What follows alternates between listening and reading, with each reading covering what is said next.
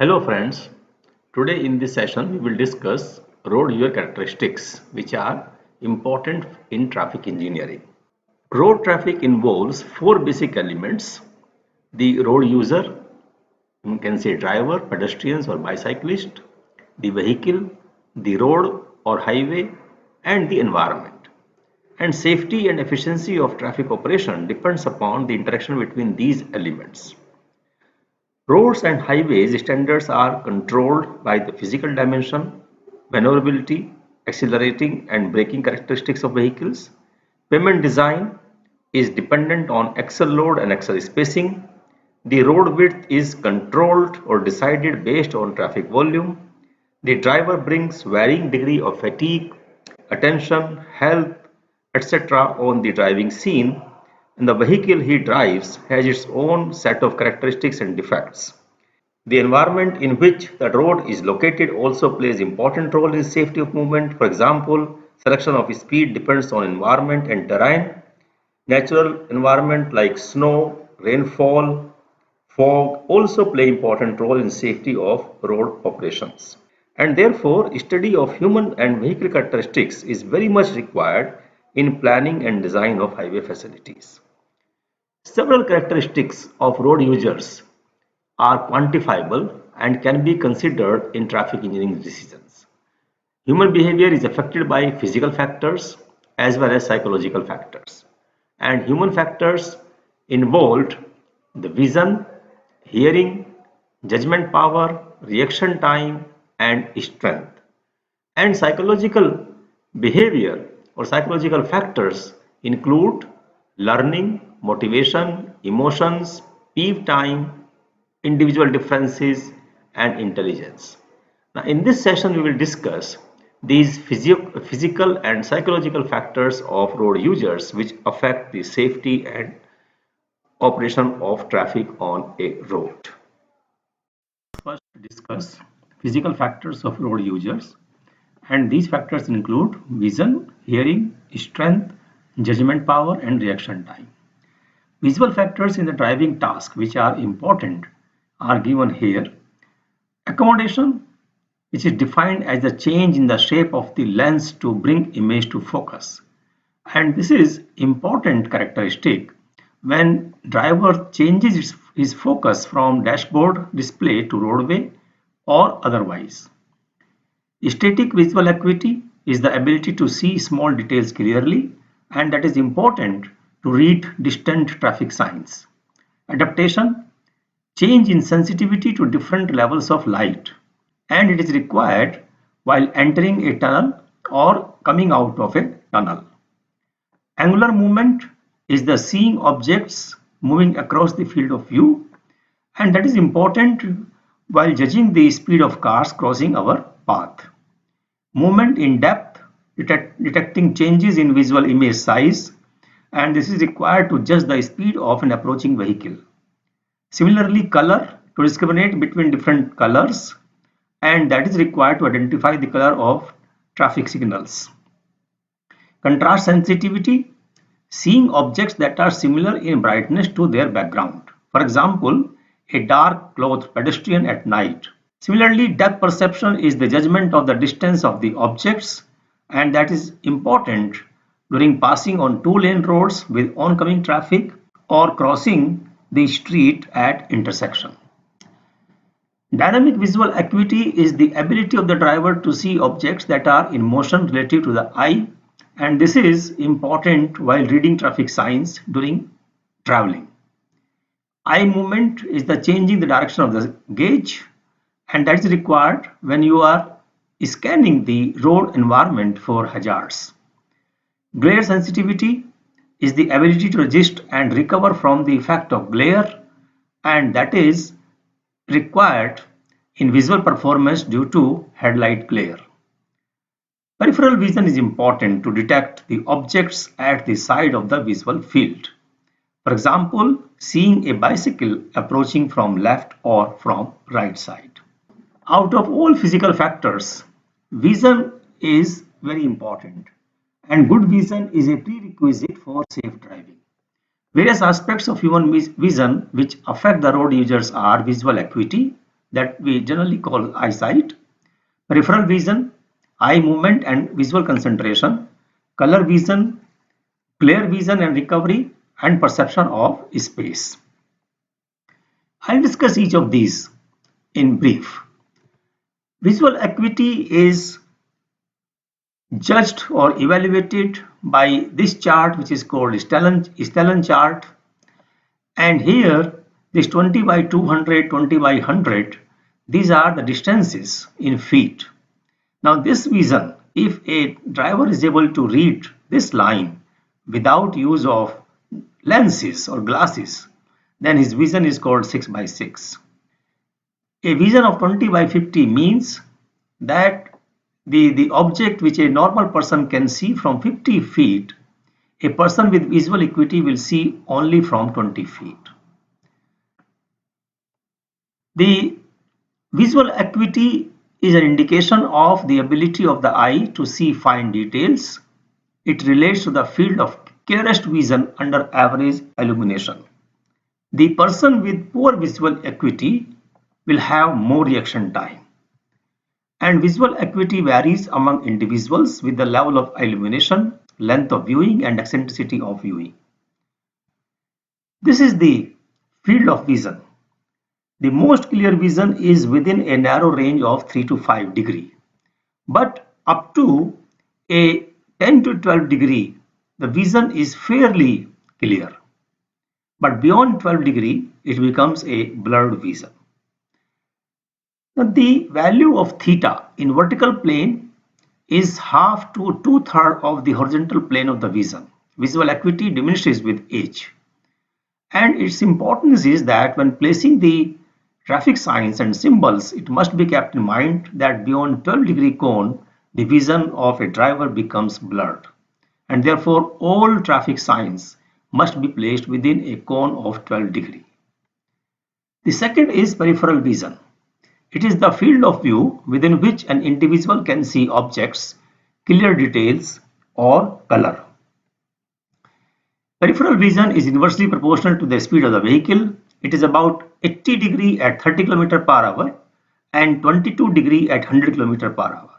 But there is no conclusive evidence in any part of the world on road users which indicates that the person with restricted peripheral vision will be involved in more number of traffic crashes. Now this shows the driver's peripheral vision at different speeds. When you are traveling at a speed of less than 15 miles per hour, this is the vision.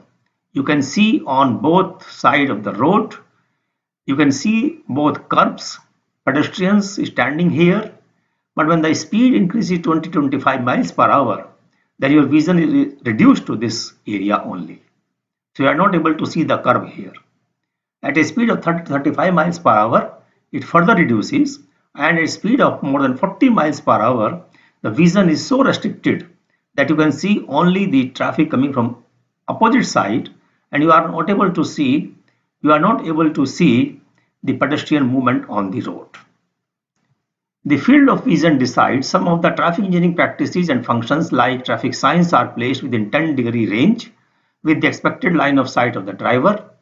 The size and dimension of the traffic signs and boards are adjusted to this distance.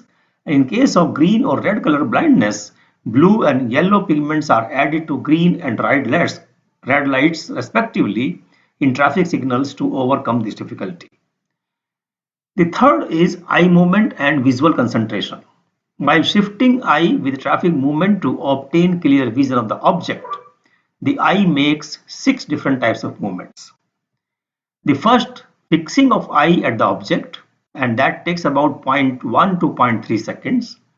Then jumping of eye from one point of fixation to the next point of fixation, and that takes about 0.125 to 0.235 seconds.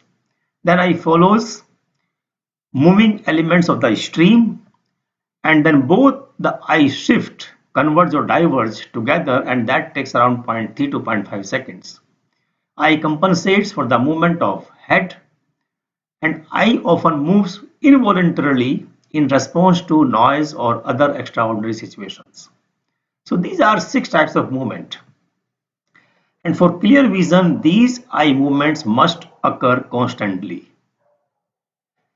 Few propositions which are drawn from various studies conducted worldwide, and they apply directly to the highway design.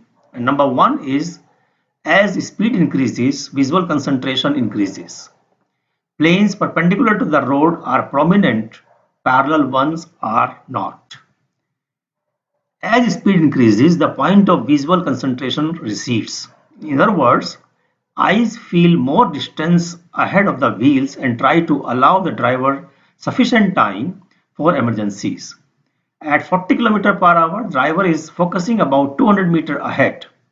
At 70 km per hour, 380 meter ahead. And at 100 km per hour, it is almost 600 meter. As speed increases, foreground details begin to fade. For example, at 60 km per hour, the earliest point of clear vision on the road is 25 meters away from the vehicle. Foreground detail is greatly diminished at 80 km per hour and is negligible at 100 km per hour. And therefore, only within an angle of 40 degree and at a distance of 30 meter to 400 meter, vision is really adequate at 100 km per hour. And this interval of 30 meter to 400 meter is traversed in less than 15 seconds. Therefore, only large and simple shapes are meaningful at high speed. The fourth is color vision. Different colors have different wavelengths and thus their relative visibility changes. Optimum color scheme for signals and markings are worked out, keeping color vision characteristics of the road users in mind. Fifth one is glare vision and recovery. Glare recovery is the adaptability of the eyes to change in the light. More time to adapt when going from light to dark than from darkness to light. And it is a factor, important factor during driving. The glare recovery time is around 6 seconds when you are going from light to dark and 3 seconds from coming out of the darkness to the light. And tunnel lighting, headlights and intermittent highway lightings are the situations in which eye is subjected to rapid and severe changes in illumination for eyes. While design of light systems at these locations, human glare recovery time taken into account by introducing the changes gradually. A sixth one is perception of space. And perception of space is the ability of the eye to judge the space, distance and time. And it is important during overtaking process and also during crossing at intersections. Drivers are required to make own judgment with respect to the judgment of others in the traffic stream. Visual factors of vision get modified due to fatigue, disease, alcohol, season, weather, time of the day, altitude and desire, etc. 90% of drivers' information is acquired visually and therefore this factor of vision is extremely important in driving. The second factor among physical factors of road users is hearing. And hearing is needed to detect warning sounds. And lack of hearing can be compensated by hearing aids, but deafness is not considered to be a disqualification for driving. And there is no relationship between poor hearing and driving accidents. Then next is strength of the driver. Physical strength is a factor that is important in driving heavy vehicles, their braking and steering action. As drivers with poor strength may lag in their actions on braking and steering. However, present-day vehicles have power brakes and power steering and therefore strength characteristics are not that important today as they were earlier. The fourth one is judgment. That is the ability to judge coming situation and it comes through experience and judgment power. Right judgment of situation before actual action can avoid mishap and therefore these are quite important characteristics of the road user. Then reaction time. That is the response time of a road user to act on a particular situation. And it depends upon the physical and psychological factors. Increase in reaction time implies increased complexity, and temporary factors affecting reaction time are alcohol, fatigue, illness, anger, climate, season, weather, time of the day, altitude, light characteristics, and many more. And we shall discuss this point little later in detail. Then the next is psychological factors of road users. And here the first is motivation. It is the purpose for which road users enters the road. And it affects time, distance, economy on one hand and safety and comfort on the other hand. Motive can be either business, reading, trip to hospital in emergency, or any other. But when the motive is emergency, abnormal behavior of the drivers is also observed. Intelligence of the driver is another psychological factor, and it affects the decision one takes to adjust oneself and one's behavior according to a particular traffic situation. It is observed that persons with superior intelligence are not mentally attentive to the task of road users as others. But conclusive relationship between intelligence and behavior in traffic is yet to be established. Learning process depends upon the motivation, intelligence, and other factors.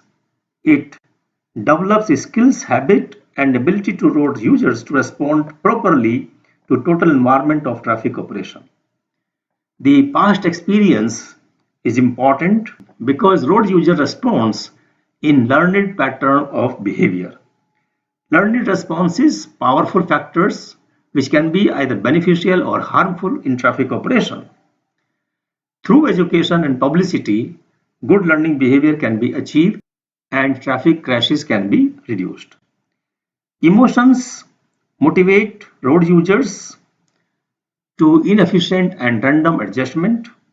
Fear, anger, worry, and other such emotions disorganize reaction and behavior as intelligence and logics are lost. Individual differences. There is a variation from driver to driver, and this variation is within a limited range.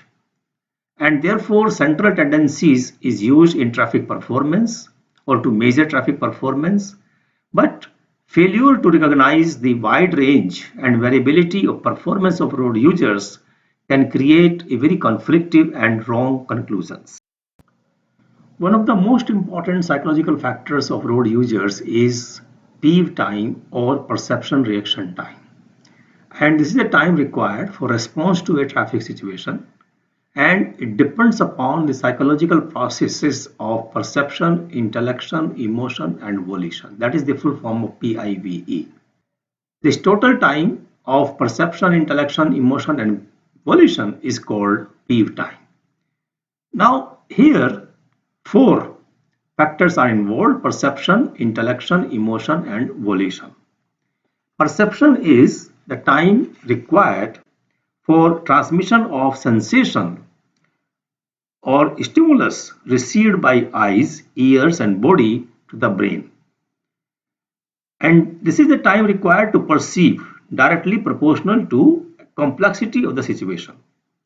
And exact time required to perceive a traffic situation, it is highly variable, and it depends upon the psychological and physiological characteristics of the driver and also the condition to be perceived.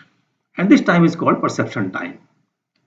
Then once the signal is sent to the brain, then new thoughts and ideas are formed here, and time required for comparing and registering or regrouping of all these ideas for identification and understanding of the situation is called intellect time or intellection.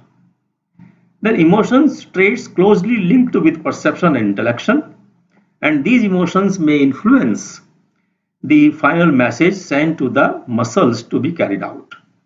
And this involves decision making for right action to be done. And once it is done, then comes the actual response, volition. This is the reaction, and this is the will to take or produce some action. Final decision requires resolution to all impulses, resulting in a volitional outgoing message which takes some definite action for execution of decision. Now, total time taken through perception, intellection, emotion, and volition is called Peeve time or perception reaction time, PRT. And this typically it varies from 0.5 second in a very simple situation to 3 to 4 seconds in a very complex situation. Total Peeve time can be understood from this figure. This is the vehicle driving at a normal speed, and at this point driver sees some hazard on the road. Now here it identifies the hazard, that is the perception, and then when perception is created, then some intellect and emotions take place in the brain and then sends the response, and here at this point the driver decides to take action, and here it takes the action and then complete the maneuver. Now total time required, that is the decision time and this is the action time. Now this is called the lag distance, that is the distance traveled by the vehicle during the total reaction time is the lag distance, and that is V into T, where V is the speed of vehicle in meter per second, T is the reaction time, and normally this T is taken 2.5 seconds, average time of 85% drivers. But important point is that during this 2.5 second, driver will be moving at its normal speed, and therefore this time is very important. After 2.5 seconds, driver applies the brake effectively. So if this is the situation that you have an object on the road, a vehicle is moving at a speed V, then it takes some time to decide for the action. That is a lag distance.